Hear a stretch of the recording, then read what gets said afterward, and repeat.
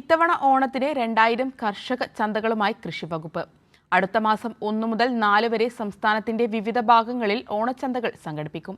ഗുണമേന്മയുള്ള ഉൽപ്പന്നങ്ങൾ കുറഞ്ഞ വിലയ്ക്ക് ലഭ്യമാക്കുമെന്നും 13 കോടി രൂപ ചിലവാക്കിയാണ് ചന്തകൾ സംഘടിപ്പിക്കുന്നതെന്നും മന്ത്രി പി പ്രസാദ് പറഞ്ഞു.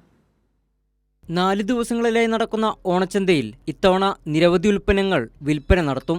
ഇടത്തരം കർഷകർ ഉൾപ്പെടെ ഉൽപ്പാദിപ്പിച്ചെടുത്ത വിഷരഹിതമായ ഉൽപ്പന്നങ്ങളായിരിക്കും ചന്തകളിൽ ലഭ്യമാക്കുക. കൃഷിവകുപ്പ്, ഹോർട്ടികോർപ്പ് തുടങ്ങിയവയുടെ ഏകോപനത്തോടെയാണ് ചന്തകൾ ആസൂത്രണം ചെയ്തിരിക്കുന്നത്. ഗുണനിലവാരമുള്ള ഉൽപ്പന്നങ്ങൾ പൊതുവിപണിയിലെ വിലയേക്കാൾ കുറഞ്ഞ നിരക്കിൽ ഉറപ്പാക്കുമെന്ന് മന്ത്രി പി പ്രസാദ് പറഞ്ഞു.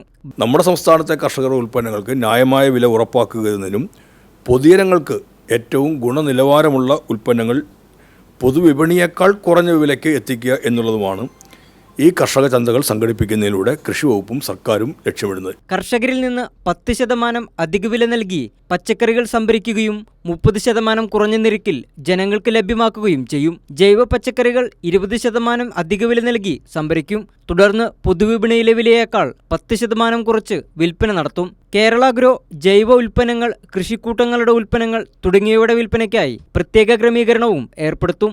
കൈരളി ന്യൂസ്, തിരുവനന്തപുരം.